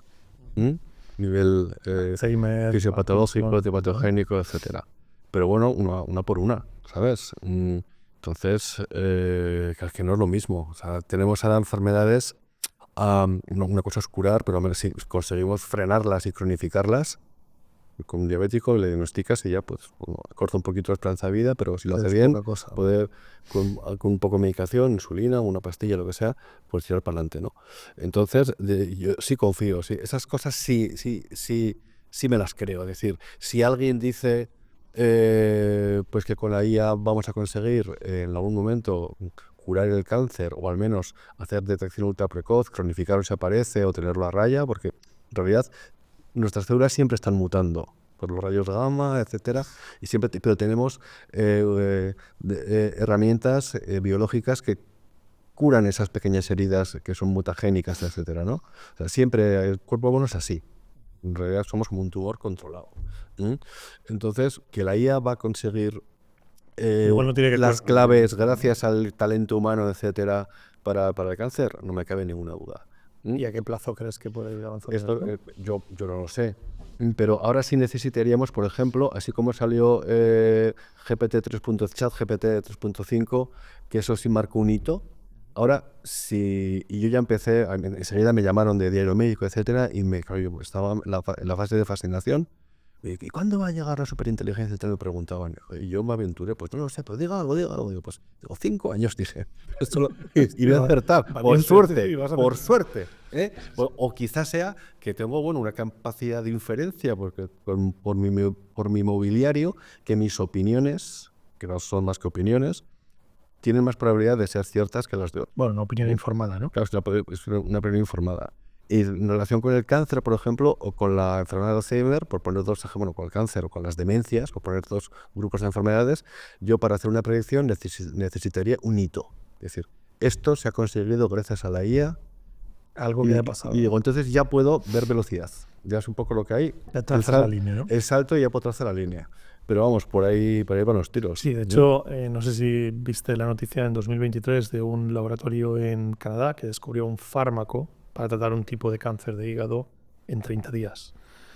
Esto evidentemente no es erradicar la enfermedad, no es curar la enfermedad, Claro, no es encontrar una fórmula para tratarla, ¿no? Pero claro, porque si tú de cada molécula que llega al mercado tienes que estudiar en las fases iniciales 100, de las cuales se caen 99, y esta que llega tarda 10-12 años en llegar, y tienes herramientas como AlphaFold 3 ahora, etcétera, capaces de diseñarte medicamentos incluso. Muchos medicamentos actuales son proteínas, son inmunoglobulinas, medicamentos biológicos, etcétera. De diseñarte en cuestión de horas o de días medicamentos, y algunos de los cuales, no sé si el AlphaFold es posible que sí, ya está en fase de ensayo clínico, pues eso va a cortar los tiempos muchísimo, simplemente por ahí. O sea, ya no porque encuentren, como dicen algunos de los gurús, no, porque la superinteligencia sabrá cómo vamos a resolver el cáncer o el cambio climático o la invasión alienígena. No, tío, aterriza, macho. Entonces, este tipo de cosas sí son susceptibles de deberse a la IA. Es decir, descubrimiento de medicamentos en tiempo récord, acortamiento al máximo del desarrollo de los ensayos clínicos para empezar a aplicar en humanos, y esas cosas, desde luego, van a acercarnos más al control de las enfermedades. Y luego, al conocimiento íntimo de por qué pasan las cosas y cómo evitarlas, todos los mecanismos, etcétera, que yo creo que son más complejos, porque los tratamientos no dejan de ser parches, ¿no? Algunos de estos. Bueno, pues la IA pues sí nos va a ayudar, Entonces, pero necesito más hitos. O sea, porque AlphaFold todavía le han dado a Demis Hassabis el Nobel de Química, etcétera, pero necesito más hitos. Necesito que AlphaFold me haga algún descubrimiento. O sea, no tienes duda de que vamos en esa dirección, pero te faltan algunas piedras angulares para pero poder definir para una cosa tan simple como hacer una predicción temporal de cuándo. Claro. Pero vamos por buen camino. Y hemos visto cosas como, por ejemplo, Amy de Google, que básicamente es una herramienta para ayudar al diagnóstico y que puede ayudar a los médicos a diagnosticar mejor. Es cierto que hay ciertos campos verticales, no es de una forma transversal, pero sí que es cierto que nos enseñaban un gráfico en el que aparece como Amy por sí sola es capaz de hacer mejores diagnósticos que el médico asistido por Amy. ¿En un futuro crees que vamos a necesitar médicos o lo vamos a delegar en la inteligencia artificial como delegamos otras cosas? Sí, hay más estudios en relación con eso, incluso con GPT-4 Plus, en ensayos clínicos comparando médicos que se les presentan diferentes escenarios clínicos y que pueden tener acceso a la información tradicional, PubMed, Google, los libros. Otro grupo de médicos que tiene acceso al anterior y además a ChatGPT-4 Plus. Y entonces se vio que el rendimiento diagnóstico de ambos grupos era el mismo. Pero GPT-4 solo era mejor que cualquiera de los dos grupos. Lo que nos quiere decir esto es que no sabemos utilizar el LLM, evidentemente. O que nuestra propia limitación de planteamientos bloquea lo que puede llegar a hacer la Bueno, por supuesto, o sea, nuestros sesgos y nuestro no saber utilizarlo, pues nos ofrece peores resultados. Hay que tener en cuenta una cosa, ¿con qué se está midiendo? Es decir, ¿qué es diagnosticar mejor que un médico? Claro, porque si me dices que es meterle 10 PDFs de un niño que ha estado con no sé cuántos especialistas, tienes un genoma, etcétera, con tantos datos, pues posible que pueda llegar a algún tipo de diagnóstico porque te ordena esa información, sintetizan muy bien los LLMs y te pueden un poco pues encontrar patrones que hubiera sido imposible o que se ha pasado pues desde un error mantenido durante mucho tiempo en cadena por los médicos que dan por bueno el primer diagnóstico porque era el del no sé quién, ¿no? Eso es pero para eso hace falta médicos que fenotipen a la gente, que digan que este niño pues hay que hacer una historia clínica, hay que hacer una exploración física con las manos, y eso no se puede hacer con máquinas. Y con eso es con lo que trabajan con lo que tú haces tu conjunto de datos para que luego se lo puedas presentar a un GPT para que te lo diagnostique. Pero Y otros ensayos, otros benchmarks que hay, no, porque es que aprueban el examen, el USML, como se llame, de los americanos para ejercer la medicina en Estados Unidos. O te aprueban el MIR. Pero bueno, ya, pero que eso no es la medicina. Exacto. Claro, que es la medicina muy complicada. El examen es una cosa y el trabajo. El examen es una cosa y el trabajo es otra. Y en el mejor de los casos, si con estos lenguajes de propósito general conseguimos diagnósticos acertados lo antes posible, pues mucho mejor para todos, para el paciente y para los médicos.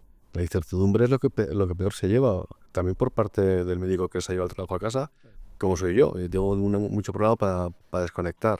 Pero el viaje del paciente comienza con un diagnóstico, ¿sabes? Y hay muchas cosas que es muy difícil que sean suplidas por la medicina. Yo ahora te podría estar hablando 4 horas sin parar sobre cómo veo todo esto. Pues siempre que hablo de esto, cuando lo hablo en público, pongo una diapo al final, que es como un terrorífica, y que digo, esto es lo que pienso yo, y esto es lo que pensáis vosotros, ¿eh?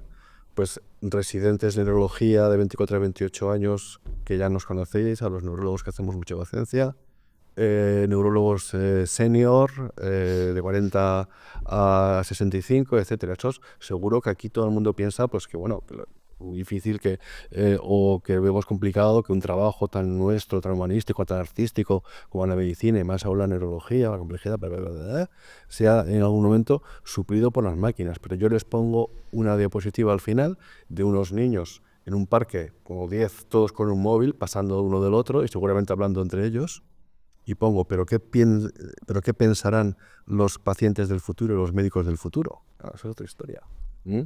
¿Qué pensarán ellos de qué es la salud, de qué es la medicina, de qué es el arte del médico? ¿Van a necesitar esa cercanía, esa empatía, ese estar contigo? ¿O van a preferir hacer una telemedicina en casa a través de un videochat en el que el sistema de IA te va a analizar tu voz y tu emocionalidad y te va a poder hacer un diagnóstico de alta precisión de lo que te pasa? Claro, y vas a preferir eso porque lo puedes hacer desde un rincón de tu casa, ahí, acurrucado en un sillón con el móvil o con el sistema que tengas en casa, o vas a preferir la medicina tradicional de la lista de espera, Bueno, lo estamos viendo, ¿no? de la sala de espera, etcétera, ¿no? Yo creo que en medicina hay una parte muy importante y lo primero es que la comodidad siempre gana. O sea, será porque somos vagos de raza o como quieras llamarle, pero la realidad es que parece que cada vez lo menos invasivo es lo que mejor funciona. Entonces todo el mundo valora muchísimo el contacto humano, etcétera, pero si yo no tengo que ir al médico, casi que igual lo prefiero, ¿sabes? Entonces al final yo creo que hay una parte muy importante en la que podemos creer qué es lo que quiere nuestro paciente o nuestro cliente, pero luego cuando ves, por ejemplo, cómo los seguros están implantando las historias estas de consulta por WhatsApp, etcétera, o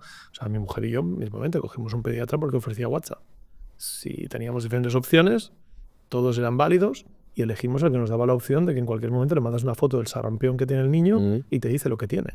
Entonces, eso para mí es practicidad. De otra forma, de física y de urgencias, etcétera. Entonces, prefiero el contacto con el médico y que el médico sea majo y que sea humano y que tal, pues hasta cierto punto, ¿no? Y sobre todo yo creo que aquí hay una cosa muy importante. Tenemos que entender que estamos en un sector, la medicina, en el que está todo muy controlado por las aseguradoras. Entonces, el momento la medicina, deje de ser la medicina privada. Sí, bueno, al final la medicina privada o la pública, en España pública, la pública bueno, no tenemos un seguro, pero en Alemania la medicina pública, entre comillas, sí, funciona por seguro, ¿no? Entonces al final yo creo que es lo mismo una cosa que lo pague papá Estado o que lo paguemos nosotros con nuestros impuestos o que lo pague yo directamente para un cliente, ¿no? Pero la realidad es que al final yo puedo querer un médico humano hasta el punto en que a mí me digan que me tienen que subir los impuestos para que pueda tener médicos humanos, porque deciden que, oye, los médicos de IA hemos comprobado son tan buenos o mejores y con lo cual nos salen más baratos, no hay ningún sentido para darte un humano. Y a partir de ahí, mi seguro me va a decir, oye, si quieres pagar 200 euros al mes, va con médicos IA, sean médicos en una primera fase humanos asistidos por IA y luego más adelante probablemente IA en sí mismo. O si tú quieres ir a un médico tradicional humano porque te sientes más cómodo con ello, tu seguro cuesta 400 pavos al mes. Y a partir de ahí mi capacidad de elección se empieza a limitar. Primero que empiezo a darme menos igual eso de que me da tanta importancia en igualdad de precio. Pero sobre todo creo que al final no es una decisión que va a tener el ciudadano tan directamente, ¿sabes? Creo que va a ser una decisión más de empresarial, porque al fin y al cabo, aunque sea el gobierno tiene que tener unas cuentas de seguridad social, lo que no tiene ningún sentido es que pague el doble de los impuestos de los ciudadanos por tener médicos que son Sí, la bueno, mitad efectivos, ¿no? el futuro de la sanidad en relación con la tecnología y con la IA está por definir todavía, porque se están implementando algunas cosas, pero todavía hay una barrera a la adopción. Entonces, bueno, ya veremos qué pasa.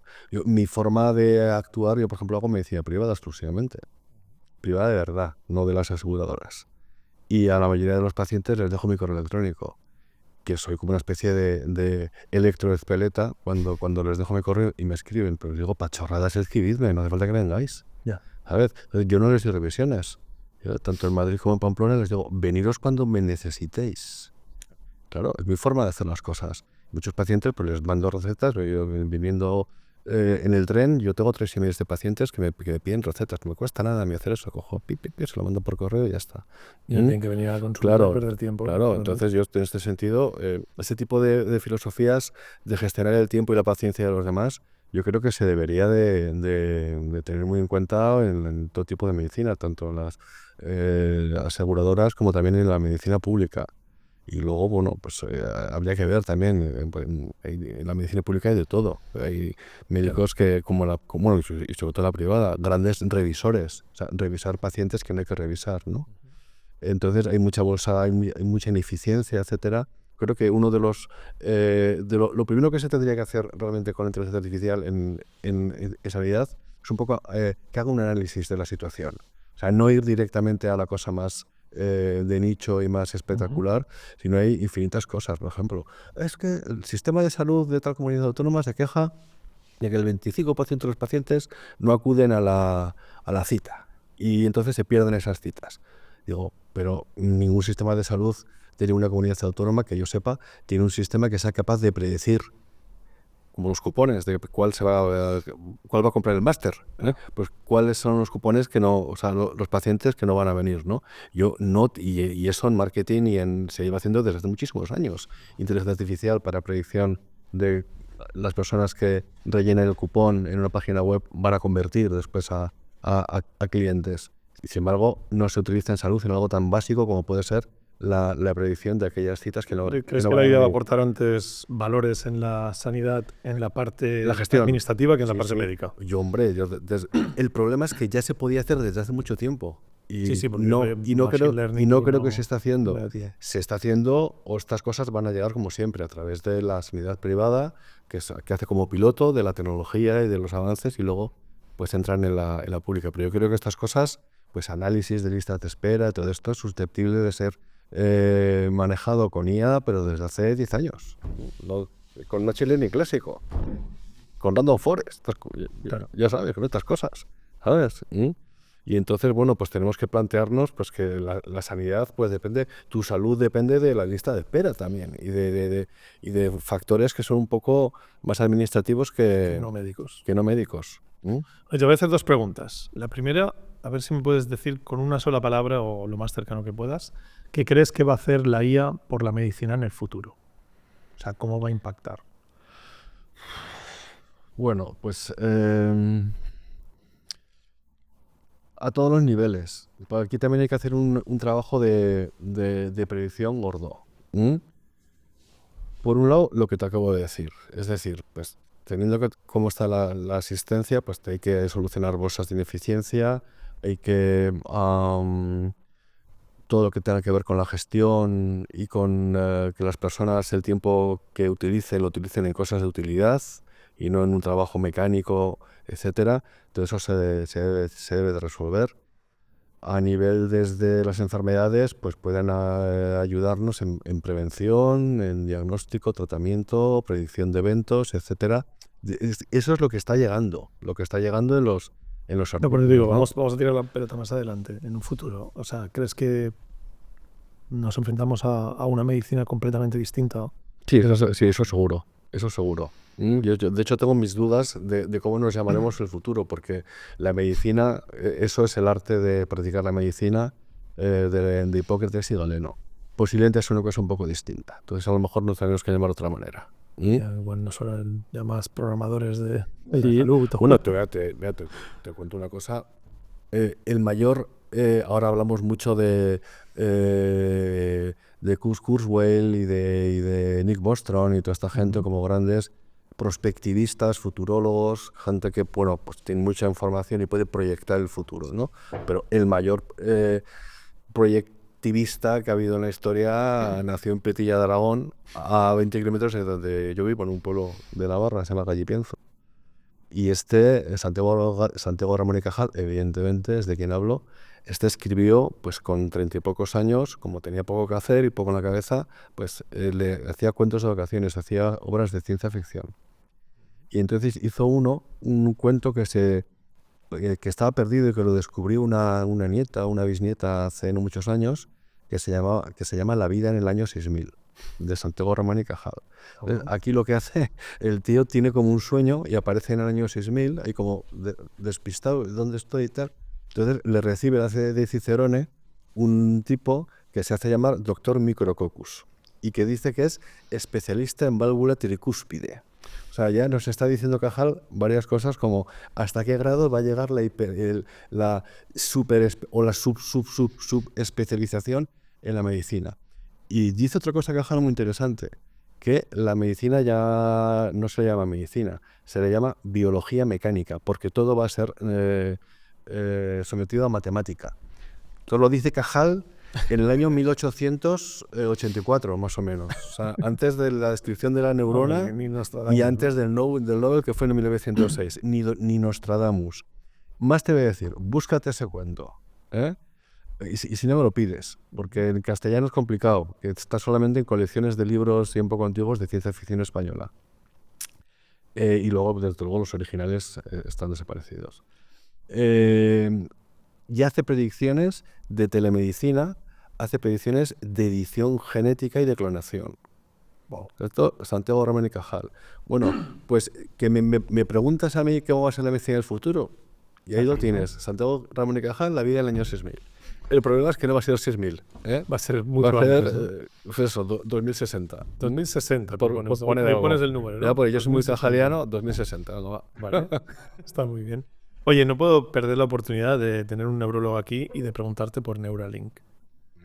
¿Qué es Neuralink? ¿Cómo funciona? ¿Por qué funciona? Hemos visto un tío que era parapléjico, o no sé exactamente el término médico de su situación, y que de repente está jugando a videojuegos y teniendo una vida que ni él mismo se podía imaginar. Bueno, pero moviendo un cursor con los ojos. Exacto. El primero, hay más pacientes, ¿eh? El primero, este chico, creo que fue en una piscina, se hizo una lesión cervical y se quedó tetrapléjico. Vale. Sin poder mover brazos ni piernas. Entonces lo que le pusieron fue una interfaz cerebro-computadora. Le hicieron un agujero. El robot de Neuralink, porque no lo coloca un humano, lo coloca un robot, le puso los electrodos encima de la corteza con unos pelitos que tiene. Y Neuralink se conecta después, evidentemente wireless, pues con una unidad que hace los análisis y luego pues... o sea, eso básicamente lo que es como nuestro sistema nervioso conectado a un ordenador para que cuando yo muevo el cerebro o hago algo en mi cerebro, eso lo perciba. Claro, no. Lo que el experimento inicial simplemente era una interfaz cerebro-computadora cuyo output era mover un cursor en pantalla. Vale. O sea, la idea es que yo, pensando, muevo un cursor en pantalla. Claro, el output puede ser, depende de dónde coloques la interfaz, cómo la entrenes y para qué, pues puede ser detectar pues cerca de los centros de control del movimiento lateral de los ojos, la intención de mover los ojos para un lado o para otro, y el cursor por mover para un lado o para otro. Depende de dónde lo pongas, si la interfaz está diseñado para reconstruir lenguaje en pacientes que no pueden hablar porque tienen una ELA, o tienen un ictus, que tienen anartria, es decir, el área del lenguaje, ellos pueden crear lenguaje, pero no lo pueden vocalizar porque tienen toda la musculatura, la tienen afectada.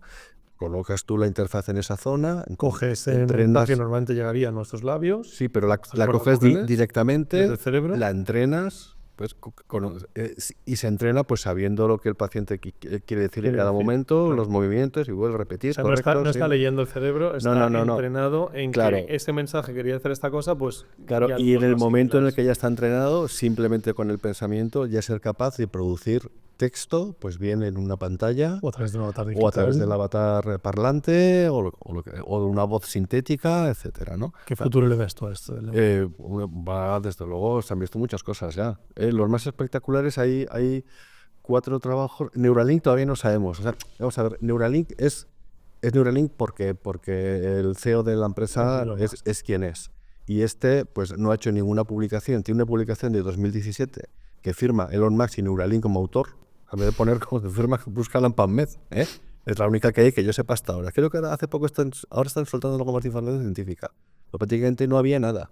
Y de repente pone el chisme y pone un tweet, ¿no? ¿Cuántas personas le siguen? 140 millones, una cosa así. Debe ser Elon Musk y se arma la marimorena. Pero no sabemos, o sea, suponemos que es un sistema muy seguro de colocación, suponemos que el chisme está muy avanzado. Esto tiene que estar aprobado por el gobierno americano. Con la FDA, pero ellos no están obligados. Es decir, pues, evidentemente hay estudios que están hechos y que están aprobados. Es como las IAs open source. Sí. ¿No? Esto es lo que hace hombre, evidentemente técnico. la FDA es la FDA, ¿eh? Entonces, esto pues, bueno, ya le dieron el FDA approval para hacer ensayos pacientes. Para hacer ensayos clínicos en humanos.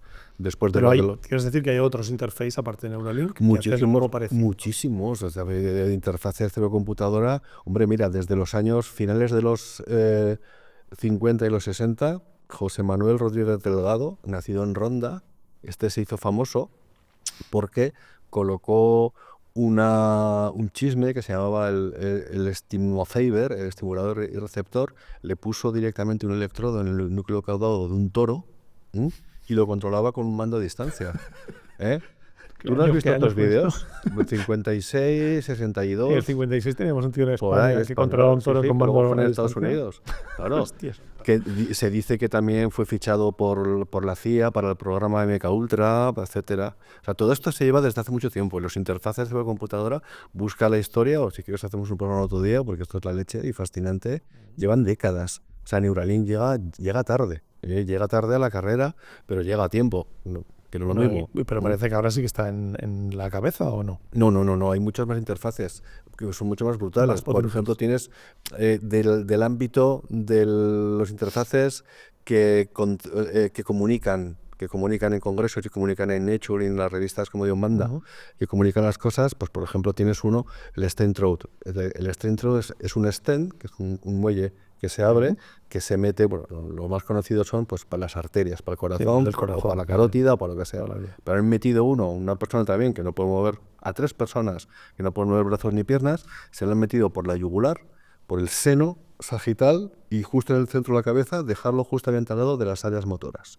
De manera que recibe la información de un área o de otra. Y a voluntad el paciente también, ¡pop!, depende de lo que activa, ¿no? Pero también puede mover pequeños cursores.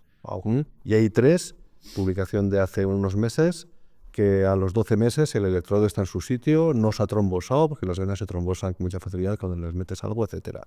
Luego tienes 3 publicaciones de interfaces en pacientes con ELA, que lo pueden articular y les ponen directamente en el área del lenguaje, o el del avatar parlante que hemos comentado antes. Esta es una paciente con un ictus de tronco al encéfalo que preserva la zona noble. El tronco del encéfalo está más abajo, hace de relé, luego con la boca, por decirlo así, y tiene un ictus de 16 años de evolución. 16 años, pues, comunicándose por gestos y lógicamente, por escribir, y por, pues, yo qué sé, por un teclado o lo que sea, y de repente ponerle eso y tal, ¿no?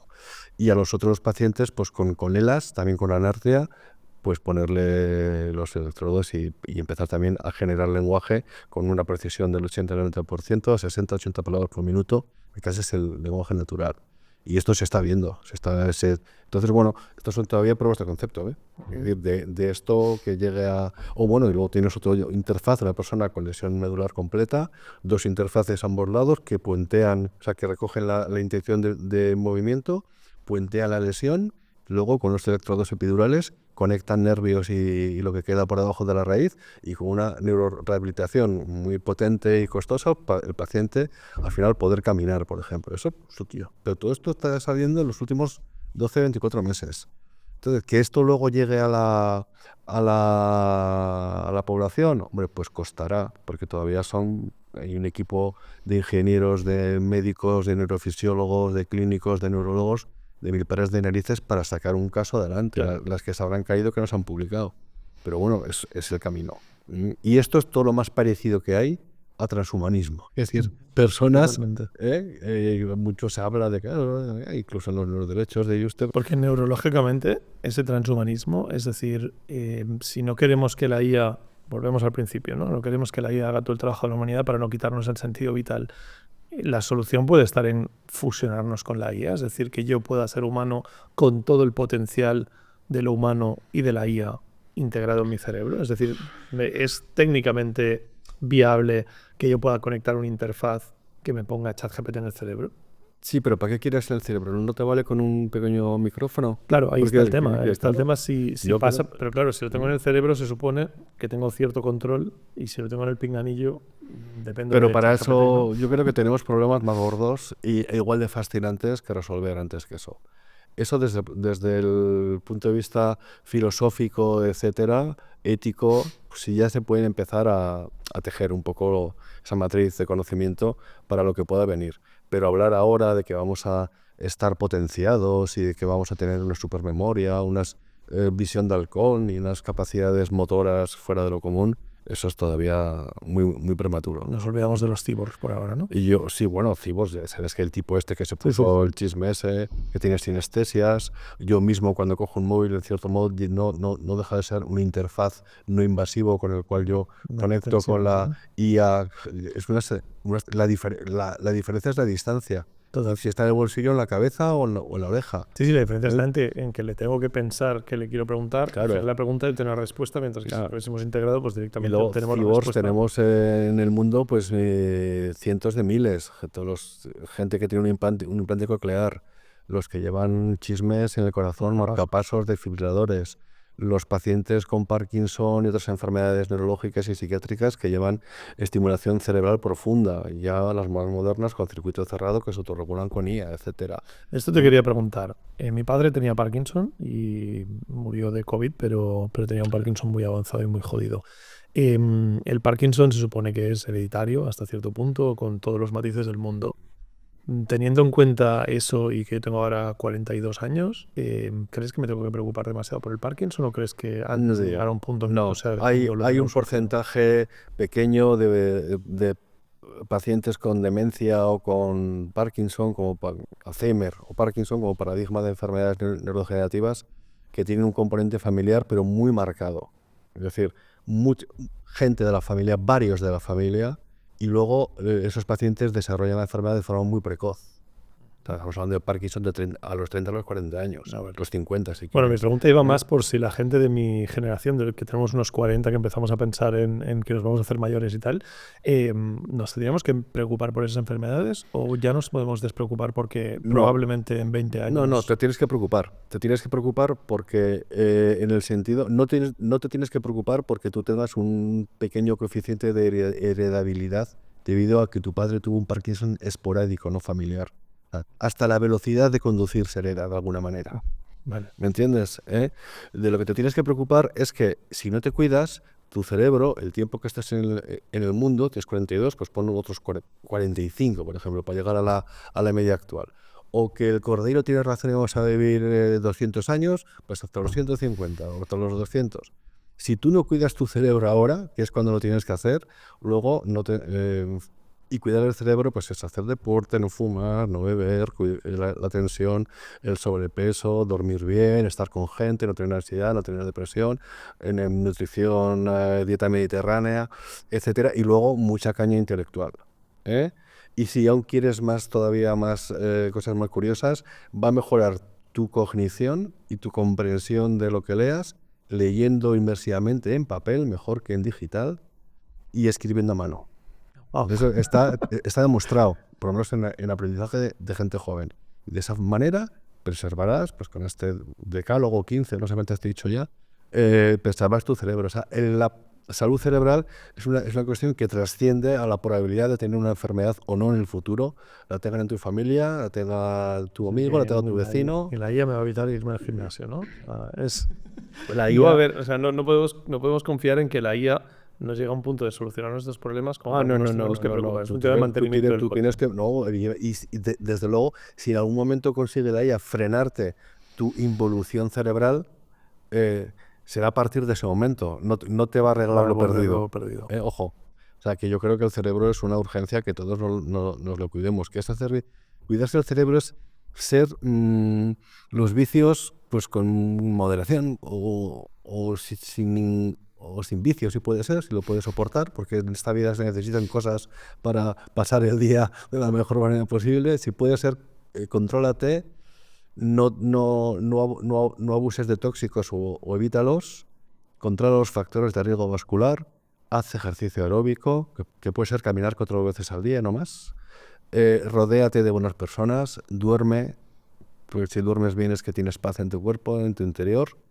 Sé feliz, date a los demás. Ese tipo de cosas te van a garantizar una salud cerebral. Luego, si tienes el infortunio de tener una mutación ahí escondida o una enfermedad sobrevenida o lo que sea, es otra historia. Pero la probabilidad de que tengas un problema cerebral, pues que en el futuro te limite o lo que sea, siempre va a ser mejor si te lo cuidas cuanto antes mejor, desde luego. Oye, para acabar, dibújame el futuro con IA como tú lo ves. Ya no te digo a nivel médico, ya a nivel social, humanista. ¿Cómo ves dentro de, no sé, 20, 30 años el mundo? Pues es complicado. O sea, yo creo que tendría que ser pues una IA que no se note. Es decir, que las cosas funcionen sin que se note. Por ejemplo, si un paciente tiene que llevar un sensor para monitorizar su enfermedad y avisarle si le va a dar un ataque de migraña o de epilepsia, que es un parche grande o un brazalete o una petaca aquí colgada, eso se nota. Eso estás controlado por la enfermedad, por decirlo de alguna manera, y tú tienes que estar totalmente libre y no saber que llevas algo que te está monitorizando. Pues la IA nos tiene que ayudar en el futuro, pues sin saber que está. ¿Sabes? De hacerlo de forma virtuosa, que los sistemas, los gobiernos se dejen asesorar por ella. Es decir, si es capaz de aniquilar todos los sesgos personales, políticos, ideológicos, etcétera, yo creo que será un futuro bastante venturoso. Si la IA se utiliza pues para el control, para la dominación, para tenerla antes que el otro bloque, etcétera, pues vamos a tener problemas. ¿Y cuál es tu porcentaje de un lado o el otro? Yo soy pesimista. ¿Pesimista? Tal como están las cosas, soy pesimista. ¿Cuál es? Pues aquí hay ese medidor, que es el PEDUM, ¿no? Que es un poco el porcentaje de que esto acabe como el Rosario de la Aurora y nos vayamos al huevo todos. Sí, pero no. Pero es que viendo los políticos como carburan a nivel local y a nivel mundial, pues tú, ¿qué puedes esperar? ¿Sabes? Es complicado, es muy complicado. Yo creo que al final, pues todos estos sistemas caóticos, de alguna manera, sea por una tabula rasa que pueda ser una guerra o sea lo que sea, luego bueno, tienden otra vez al orden y nos sobreponemos, ¿no? Pero esto no tiene pinta de ser un camino rosas. No, desde luego hemos solucionado algunas, incluso más graves, yo creo, no sé si más graves, pero muy graves. Pero por otro lado también nos hemos dado de hostias por gilipolleces. Por las cosas más tontas, además. Entonces, bueno, pues me preguntaban en un congreso, pues también algo parecido, pues sobre el futuro, cuál sería, si tú tuvieras que cambiar algo en la humanidad en relación con la IA, pues qué sería lo más inminente, lo más perentorio. Eso te decía antes de lo factible, lo necesario. Pues a mí me gustaría pues que la IA ayudase a que la información que nos llega, algo tan simple como que la información que nos llega fuese real, no fuese sesgada, no fuese manipulada con intencionalidad, que no hubiera posverdad, etcétera, y nos pudiéramos creer las cosas, porque el esfuerzo cognitivo de sospechar y de buscar una información para cotejar, etcétera, es muy grande. A ti te pasa seguro, que ya no te puedes creer nada. Y es algo tan simple y tan complejo a la vez. Y la IA pues nos podría ayudar a saber hacer un fact-check de hechos en línea. O Eso es muy complicado, porque la IA, y esto es una de las cosas que yo admiro de Elon Musk, entre otras, él dice que obviamente tecnológicamente esto no está pensado para decirnos la verdad. Y a partir de ahí es Hombre, las CIAs están sesgadas. la forma en que están entrenadas y Claro. el simple concepto de cómo hemos creado la IA va en una dirección muy contraria a que esto sea algo que nos ayude a ver entre la... Pues a lo realidad mejor habría y que la mentira. plantearse crear una IA que no tuviera con la mínima cantidad de sesgos ideológicos posibles, que se llamase David, por ejemplo. No por mi nombre, sino por David el Gnomo, que era como muy ecuánime, ¿no? A ver, Ciertamente. yo creo que David, no sé qué, 450 billones de parámetros y tal. Estaría muy bien. Estaría muy bien. Pero sí es necesario que haya IAs que no estén sesgadas. No tienes más que ver. Sabes perfectamente para qué lado carga Grok, para qué lado carga Totalmente. GPT. O sea, además es muy claro. Tienes más que hacer dos prompts un poco separados ideológicamente y es tremendo. Y eso no es una buena noticia. David, muchísimas gracias por iluminarme un poco en la parte más científica, en la parte más médica y también en la parte más humanística. Pues gracias Un a ti placer. porque me lo pasé muy bien y cuando quieras hacemos otro. Muchas gracias. Venga, gracias.